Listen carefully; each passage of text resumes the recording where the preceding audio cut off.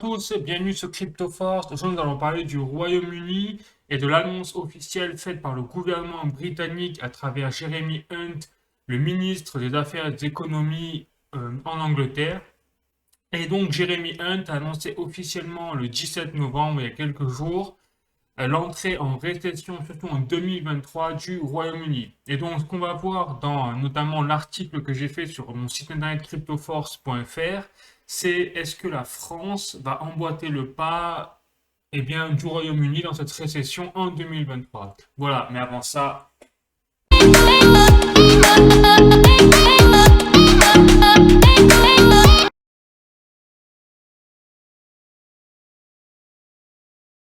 c'est, on va dire, le baptême du feu pour le nouveau Premier ministre anglais, Rishi Sunak, qui a remplacé, pour rappel, Liz Truss, qui a fait un triste record de 44 jours au gouvernement britannique en tant que première ministre. Donc bon, ben, bravo à elle pour ce record. Mais il est à noter quand même que, en fait, elle a été, Liz Truss, déboutée, enfin, elle a démissionné, mais elle a été poussée vers la sortie, surtout critiquée et polémiquée par sa politique des protections vis-à-vis des riches. Voilà, donc c'est surtout ça qui l'a poussé vers la sortie. Et si j'en parle, c'est parce que là, on va parler de la nouvelle politique mise en place par Rishi Sunak, le nouveau Premier ministre, qui, en fait, on se rend compte, est en train de serrer encore plus les vis que Liz Truss à l'époque. On va passer.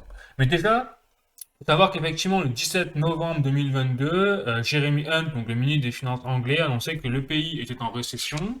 Et les chiffres, effectivement, le prouvent, puisque, alors là, je me suis basé sur un article, vous voyez, de France Info, voilà, où il dévoile qu'en fait, le gouvernement britannique a besoin de 55 milliards de livres, ça représente 63 milliards d'euros. Et donc, l'objectif, tout ça dans un contexte où on a un PIB anglais, donc le PIB, pour rappel, c'est le produit intérieur brut, et c'est la richesse produite globale, hein, par un pays. Et donc là, au troisième trimestre 2022, le PIB en Grande-Bretagne a reculé de 0,2%, et les anticipations, et notamment par la Banque d'Angleterre elle-même, c'est que ce PIB devrait continuer à baisser de 1,4% en 2023. C'est-à-dire que là, on est bien à la définition d'une récession, parce que ça veut dire que si on est dans ce contexte-là, sur 2 trimestres consécutifs, on a un PIB qui chute, au mieux qui ralentit. Et donc ça, c'est la définition d'une récession. Or, là, quand même, ce qui est intéressant de noter, c'est que Jeremy Hunt annonce une récession officielle pour la Grande-Bretagne, mais elle n'a pas encore lieu. C'est-à-dire que là, on est au troisième trimestre 2022 avec 0,2% de chute du PIB pour la Grande-Bretagne, mais on n'est pas encore à 2023. Or, il parle déjà de 2023 via les chiffres de la Banque d'Angleterre. Donc là, on voit que les Britanniques, eux, sont en anticipation. Donc déjà, c'est un point à noter. Et en plus de cette anticipation, ils mettent des choses en place. Et donc, ce qu'ils mettent en place, c'est justement de vouloir récupérer 63 milliards d'euros, mais sur le dos des contribuables britanniques, bien évidemment. Et donc, la politique du nouveau Premier ministre anglais, Rishi Sunak, c'est justement d'afficher une politique quand même sévère au niveau des finances, puisqu'il prévoit de relever les impôts. Et donc, comparé à Liz Truss, qui, elle, protégeait vraiment les riches, lui, Rishi Sunak, au moins, il a, je dirais, peut-être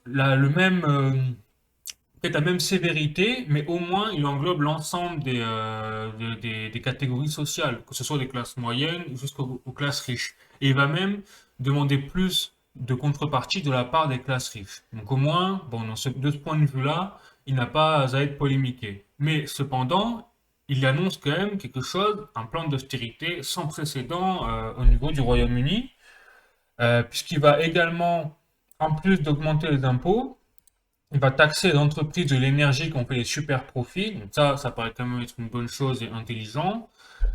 Euh, et dans ce contexte-là, on imagine qu'il y a aussi d'autres mesures qui vont être mises en place en réforme dans le domaine de l'économie. Mais bon, ça reste à voir. Nous, en France, on s'en fout un peu, j'ai envie de vous dire. Mais voilà. Et si on se demande comment les Britanniques en sont arrivés là, c'est tout simplement parce qu'au niveau des chiffres, l'Angleterre aujourd'hui, elle a une inflation de 11,1%. Donc là, pour prouver la source, je suis dans un article de Le Monde, hein.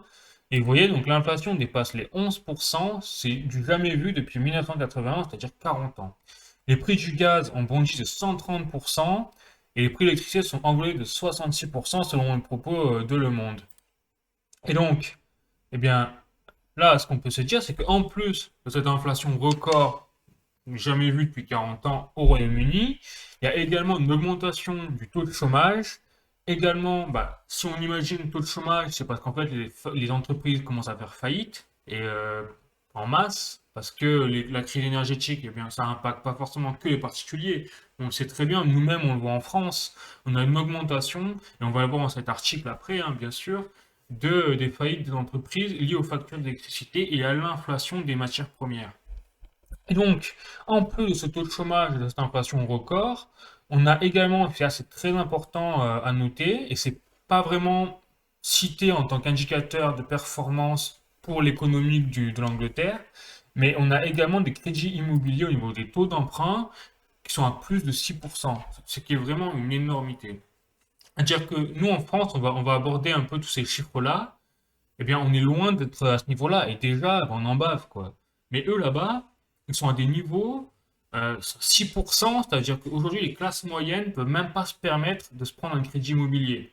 Et là, il n'y a que les riches qui peuvent prendre un crédit immobilier à ces taux-là. Et encore, si les riches, ils n'ont pas besoin de prendre de crédit. Donc, c'est-à-dire que là, on voit vraiment les conséquences de la politique de la Banque d'Angleterre et même de la Banque centrale européenne, mais surtout la Banque d'Angleterre, parce que avec le Brexit, les Anglais sont sortis de l'Union européenne, ils ne font plus partie donc de la zone géographique concernée par la Banque centrale européenne, qui gère l'économie dans l'Union européenne. Donc là, c'est vraiment la Banque d'Angleterre, et avec la relève des taux directeurs faite donc, dans le monde, hein, sur toutes les banques centrales pour justement contrer l'inflation, eh bien, on observe en fait que les taux d'emprunt de crédit ont dépassé les 6% tellement tellement la Banque d'Angleterre a resserré les vis, quoi.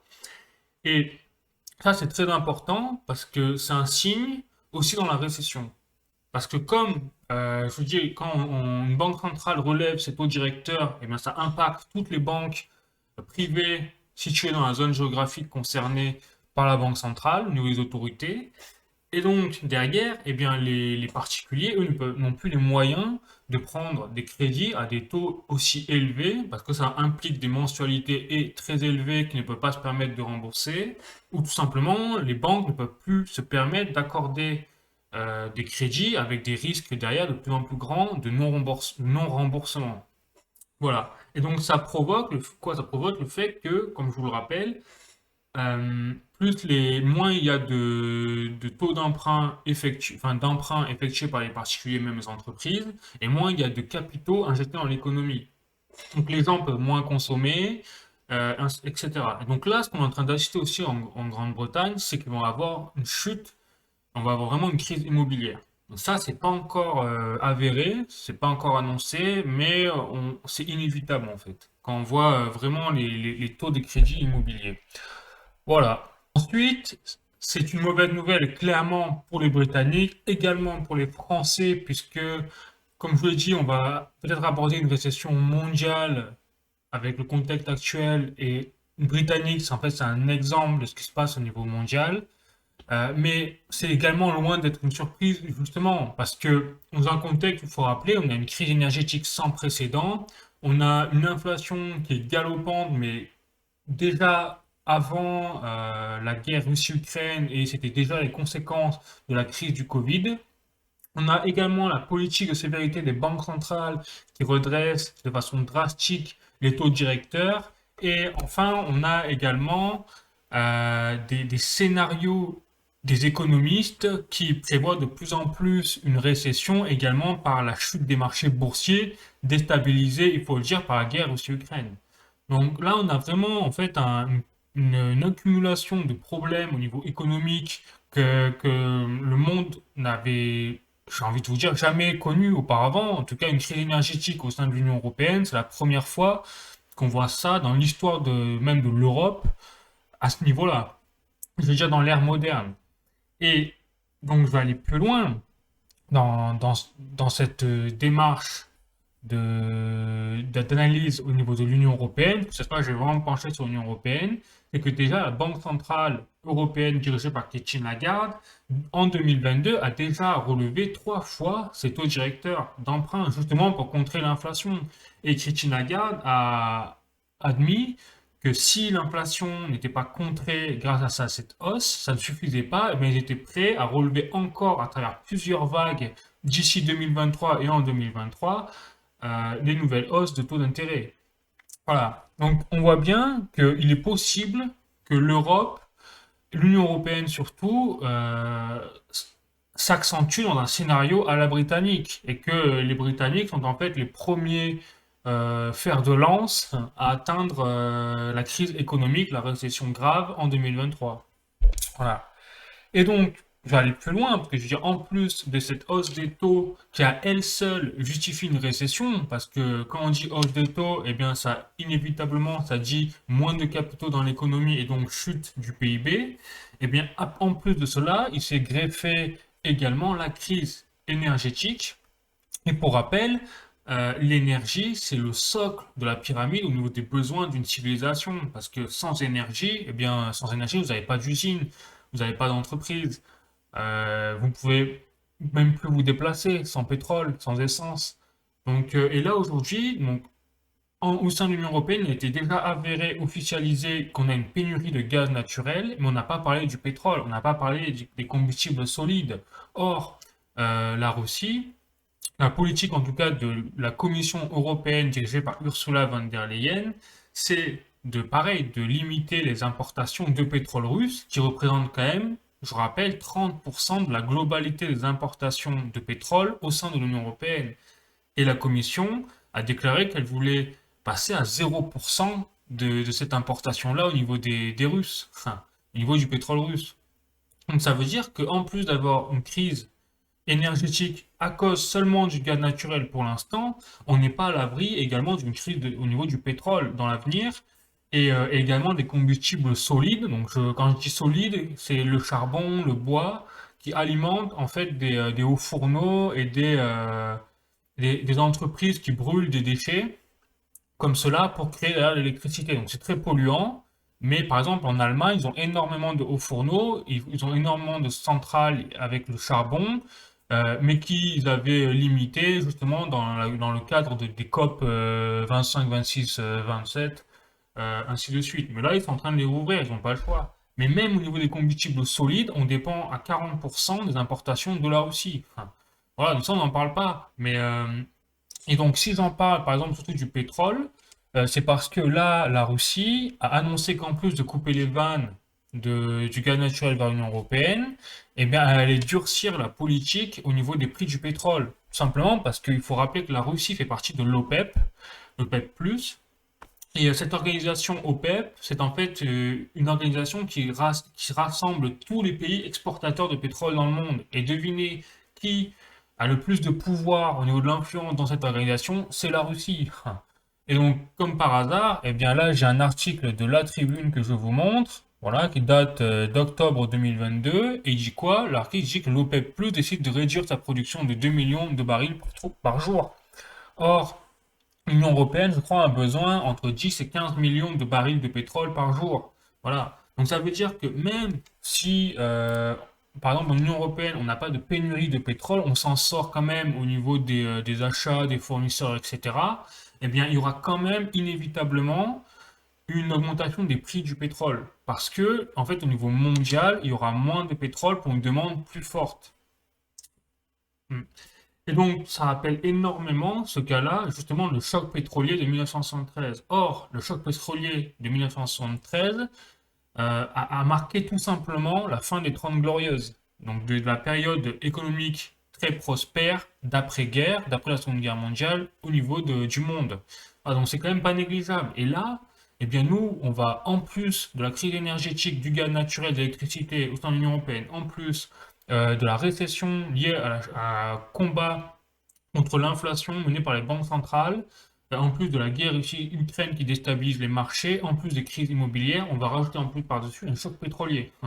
Peut-être, hein, moi, je n'ai pas de boule de cristal et je ne suis pas conseiller financier, bien évidemment, hein, je le rappelle, mais ça fait quand même beaucoup, je trouve, comme événement au sein d'une même période. On accumule un peu les crises Et donc c'est pour ça que je trouve que c'est pas du tout étonnant, par exemple, le scénario qui est en train de se profiler pour l'Angleterre et même pour la France, on va le voir par la suite. Voilà. Et donc, eh bien, on va continuer. Et je rajoute dans l'article, en conclusion de ce chapitre-là, c'est que ce qui est inquiétant, c'est qu'effectivement, tous ces événements, à eux seuls, ils justifieraient une récession. Et là, ils arrivent de façon collective. Donc, bon, ça va faire un peu peut-être explosif. Bon. Ensuite, maintenant, on va passer à la France. C'est ça qui nous intéresse. Bon, et en fait, le but, dans cet article également, c'est de faire le lien entre ce qui se passe au Royaume-Uni et ce qui se passe en France pour voir qu'est-ce qui va nous tomber dessus. Et donc déjà, j'ai fait un article sur la France, récession ou pas récession, il y a quelques jours, quelques semaines. Donc n'hésitez pas à le lire, à aller sur cryptoforce.fr pour lire à tête reposée si vous êtes intéressé. Mais déjà, on a de nouveaux événements. Là, je parle par exemple au niveau de la Commission européenne dirigée par Ursula von der Leyen. C'est que le 11 novembre, donc là j'ai un article de Ouest France, hein, c'est que la zone euro va entrer en récession en fin d'année selon la Commission européenne. C'est-à-dire que les autorités qui nous ont mis dedans, on va dire, dans cette crise, sont en train de dire maintenant qu'effectivement, ça va être la crise, ça va être la récession. Et en plus de cela, ils déclarent que c'est à cause de la crise énergétique, c'est ça qui est plus fort. Ils disent même pas c'est à cause de la politique des banques centrales, de tout ça, c'est à cause de la crise énergétique. Or, c'est à cause des sanctions que la Commission européenne justement a pris contre la Russie qu'on en est là, qu'on a une crise énergétique. Or, ils déclarent clairement que c'est à cause des crises énergétiques qu'on va rentrer en récession. Donc, j'ai envie de dire bravo la politique menée la Commission européenne et merci de nous avoir mis dans cette situation, hein, clairement. Enfin, voilà. Et dans ce même communiqué, la Commission déclare qu'il va y avoir une nouvelle flambée des prix. Donc ça veut dire qu'en fait, on n'est qu'au début de l'inflation, c'est pas fini.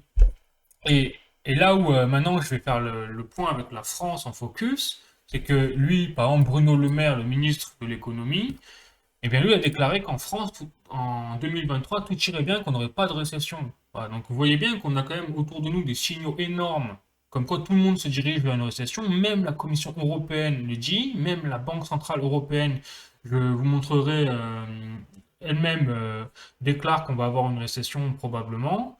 Par contre, on a en France, je ne sais pas comment, on a des propos totalement contradictoires qui vont à l'inverse de tout le monde. Bon, et je vais aller plus loin, hein, je vais analyser ce qui se passe en France. On parle beaucoup de la balance commerciale, notamment des pays comme la Russie. On dit la balance commerciale de la Russie, d'ailleurs, elle est positive. Et donc, on a beaucoup critiqué la Russie sur le plan économique, sauf que moi, quand j'ai cherché les chiffres au niveau de la France, je me suis rendu compte qu'en fait, on a une balance commerciale extérieure, tenez-vous bien, qui en septembre 2022 était en négatif de 47,6 milliards d'euros. Et rien que sur le dernier trimestre, on a eu une détérioration de 7,3 milliards d'euros. Voilà, donc un record quasiment. J'ai pris mes sources sur la douane, donc directement sur le site, oui, il n'y a pas plus, c'est-à-dire source plus directe. Et effectivement, on dit dans ce site le chiffre de commerce extérieur, hein, j'insiste bien sur extérieur, et bien voilà, c'est détériore de 7,3 milliards d'euros par rapport au trimestre précédent pour atteindre 47,6 milliards d'euros. Voilà pour la balance commerciale. Et ce qui est intéressant également de noter, c'est que la France a multiplié depuis 2009 par 42 ses importations d'électricité. Donc ça veut dire que ce déficit là qu'on est en train de connaître au niveau des 7,3 milliards d'euros sur ce dernier trimestre, ben on peut imaginer que ce sont en fait les importations d'électricité alors qu'on est censé être indépendant au niveau énergétique avec la plus grande puissance nucléaire, j'ai envie de vous dire quasiment au niveau du monde. Donc, donc là, on se pose, ça quand même, ça prête à beaucoup de questions, au minimum notre incompétence, et au mieux, ouais, je sais pas, mais ça prête quand même à des questions. Bon, ensuite, le deuxième point, effectivement, donc c'est l'impact de la hausse des taux directeurs de la Banque centrale sur le marché immobilier. Comme je vous ai parlé du marché immobilier anglais qui est en train de s'effondrer, ou qui va s'effondrer, eh bien nous, on voit en fait la même chose arriver en France. Et le signe majeur, ça a été à Paris notamment, où pour la première fois depuis longtemps, on a eu des prix au mètre carré qui sont passés sous la barre des 10 000 euros. Voilà. Et ça, c'est vraiment un signe, c'est une conséquence justement de la hausse des taux directeurs de la Banque Centrale Européenne. On le voit bien. Et, et donc, il est fort à parier que dans le temps, eh bien, tant qu'on reste en crise, et ça va s'empirer encore plus si on entre en récession, parce qu'on n'est pas en récession encore en France pour l'instant, mais si on entre en récession, eh bien, cette chute de l'immobilier va également s'accentuer et s'empirer. Voilà. Bon. Ensuite, le troisième point, c'est la situation des entreprises. Et là, c'est également un facteur plutôt inquiétant quand même, parce qu'il faut savoir donc déjà que la France compte 3,82 millions d'entreprises et 3,65 millions seraient des micro-entreprises avec 144 000 PME, donc petites moyennes entreprises, et 7 600 grandes entreprises. Donc là, je me suis basé sur les sources de l'INSEE. Et ce qui est inquiétant, c'est que là, on a une augmentation flagrante des défaillances d'entreprises par rapport à 2021. Donc là, j'ai le chiffre, hein, bien sûr, parce que vous voyez, vous avez les graphiques. Et donc, on a l'évolution du nombre de défaillances de 1991 à juillet 2022. Alors, vous voyez, donc ça a été stable tout le long. Après, on a eu le Covid, qui est arrivé en 2020-2021. Donc là, on a une chute littérale de moins 40% des faillites d'entreprises. Mais par contre, en 2022, il y a eu une véritable explosion. Vous voyez? Et on atteint quasiment les 30% alors qu'on était à moins 40% l'année dernière. Donc en fait, on a une augmentation des défaillances de 70% par rapport à l'année dernière. Après, il faut relativiser dans le sens où comme l'année dernière, on avait enfin en 2020-2021, on avait des confinements, eh bien il y a eu des retardements dans les défaillances. Donc peut-être que là, on paye également les défaillances de 2020-2021 qui viennent se greffer en plus aux défaillances de 2022. Mais dans tous les cas, on a quand même une augmentation dans le meilleur des cas de 23%. Parce que là, on voit quand même qu'on a dépassé depuis 1991, on est au-dessus quasiment de la moyenne enfin du plus haut, quoi, du plus haut des 30 dernières années, qui était à 20%, on le voit aux alentours de 2008, dans la dernière crise économique, comme par hasard. Voilà. Donc ça, c'est quand même un signe. Et on a également quand même une hausse des faillites sur ces derniers mois. Par exemple, on a eu une hausse des faillites de 16% en juin et en juillet, le mois d'après, on était à 23%. C'est-à-dire qu'il y a une accélération des défaillances d'entreprises. Et si on entre en récession en 2023, ce sera encore pire. C'est-à-dire que ça va aller de plus en plus vite. Et je ne parle même pas de la crise énergétique qui, là j'ai un article, je vous montre. Mais voilà, les failles d'entreprise en hausse en juillet et c'est Capital qui le dit. Donc bon, je ne vais pas rentrer en détail, mais grosso modo, voilà, les prix de l'énergie explosent, les usines s'arrêtent. Forcément, en fait, ce qui se passe, c'est qu'on a également beaucoup d'entreprises qui, avec la crise énergétique, en fait, pour réduire leur consommation d'électricité, se mettent en activité partielle. Donc, on n'a pas encore une explosion de défaillance totale extrême des chutes des faillites d'entreprise. Mais par contre, d'un côté, une petite partie des entreprises qui font faillite, mais d'un autre côté, on a beaucoup d'entreprises qui réduisent leur activité. Et ça, c'est extrêmement mauvais pour le tissu économique d'un pays, parce que le PIB d'un pays, c'est la production de richesse globale, mais l'ensemble, la majeure partie de ce PIB, c'est le tissu économique produit par les entreprises. Or, ces entreprises commencent à réduire leurs activités en masse, et là, on ne parle pas de quelques entreprises, on parle au moins une entreprise sur deux. J'ai quelques exemples, par exemple, ArcelorMittal a réduit son activité, donc c'est officiel. On a également Duralex, eux ont tout simplement fermé leurs portes pour l'hiver, 5 mois d'arrêt, tout simplement pour pas faire faillite derrière à cause des factures d'électricité qui sont devenues énormes. Voilà. Et le pire dans tout ça, c'est que c'est les retours des chefs d'entreprise, de ces entreprises. Ils disent que le pire, c'est pas la montée des prix de l'énergie. En fait, le pire, c'est le manque de visibilité. Parce qu'ils ne peuvent absolument rien faire, en fait. Ils savent pas s'ils vont dans le mur.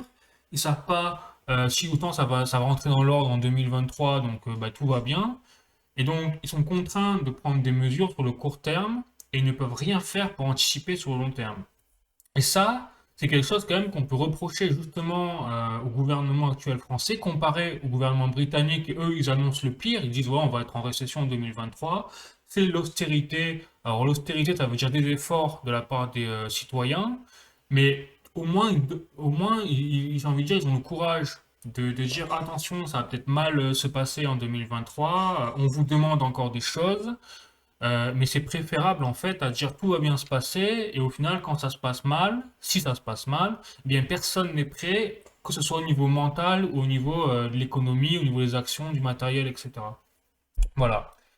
Et donc maintenant je vais aborder les chiffres précis de la France pour vous dire où on en est. Et donc la France, on a une inflation estimée en octobre 2022 de 6,2%, qui reprend quand même une augmentation de 1% par rapport à septembre.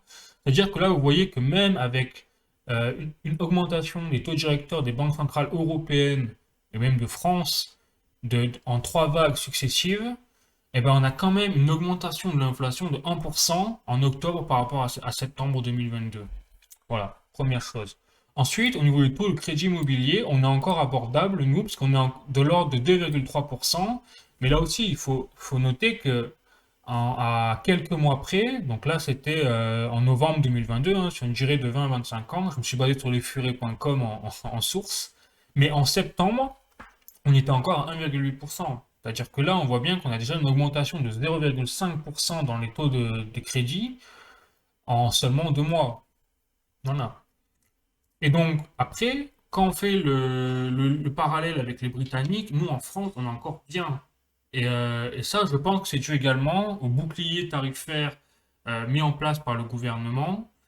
Mais le problème de ce bouclier tarifaire, c'est que tout est mis sous perfusion. Et que le jour où on enlève la perfusion, eh bien, on risque de voir beaucoup de choses s'effondrer. C'est ça le risque. Voilà. Après, il faut savoir aussi que l'Angleterre paye également les conséquences du Brexit. C'est-à-dire que eux, ils ont vraiment choisi le pire moment, j'ai envie de vous dire, pour sortir de l'Union européenne, parce que ils ont choisi vraiment le moment où après derrière tout s'effondre. Voilà. Donc la conclusion, moi, que je peux vous dire là-dedans, c'est que franchement, la France, il y a de plus en plus de signaux, et d'ailleurs, la Banque Centrale Européenne le dit, la Commission européenne le dit, même des organismes au niveau du mondial le dit, c'est que il y a de plus en plus de probabilité que le monde entier rentre en récession, l'Union européenne rentre en récession, et donc la France n'échappera pas à la règle, j'ai envie de vous dire, à condition, sauf si on arrive à faire redémarrer les centrales nucléaires dans leur ensemble, si on arrive voilà, à régler ce genre de choses, à devenir totalement indépendant au niveau énergétique, eh bien, dans ce cas, on aura une chance, nous, la France, de se démarquer du reste de l'Union européenne. Le problème, ce que je crains, c'est que comme on est dans une phase de solidarité européenne, eh bien, que notre production électrique, si elle est optimale, eh bien, soit détournée à notre détriment, nous, citoyens français, vers les autres pays de l'Union européenne. Voilà, ça c'est un risque également. Mais bon, voilà. En tout cas, on peut pas dire, enfin, on peut pas être aussi optimiste que Bruno Le Maire, qui, derrière sa dernière interview, là, il déclare la France n'entrera pas en récession en 2023. Mais ça paraît quand même de moins en moins probable, clairement. Voilà. Donc après, peut-être qu'il a raison. En tout cas, moi j'espère qu'il a raison. Euh, Peut-être qu'ils ont déjà une politique d'utiliser les boucliers tarifaires en masse, des aides en masse vis-à-vis des entreprises, dans une nouvelle politique, je crois qu'il en coûte comme il a été lieu avec le Covid. Mais cependant, ça veut dire que la dette française va littéralement exploser. Et donc là aussi, un jour, plus on s'endette, un jour, qui c'est qui va devoir payer la facture? Ça va être les contribuables français, il ne faut pas l'oublier. Donc ça, c'est des aides, mais qu'on va devoir rembourser un jour. Voilà. Bon, donc en tout cas, l'affaire est à suivre. On verra bien ce qui se passe en 2023. En même temps, il faut rester positif parce que j'ai préparé une vidéo, un article sur les solutions à adopter en cas de, par exemple, de blackout économique ou en cas de récession grave. Parce qu'il y a des solutions. Le tout, c'est voilà, d'être prêt mentalement et de commencer à anticiper l'avenir de telle façon à quand même rester positif. Voilà, parce qu'il y a des solutions. J'insiste vraiment là-dessus. Si vous avez aimé cette vidéo, d'ailleurs, n'hésitez pas à mettre un like, à vous abonner, parce que comme je vais faire d'autres vidéos, notamment sur les solutions, là, plus particulièrement, je la prépare déjà, pour pas que vous la ratiez, hein, parce que là, j'ai vraiment englobé les problèmes, mais dans l'autre prochaine vidéo, j'engloberai les solutions. Voilà, très important. Sur ce, les amis, eh bien, écoutez, moi je vous souhaite une bonne journée, bonne soirée, je vous fais la bise et je vous dis à bientôt. Ciao.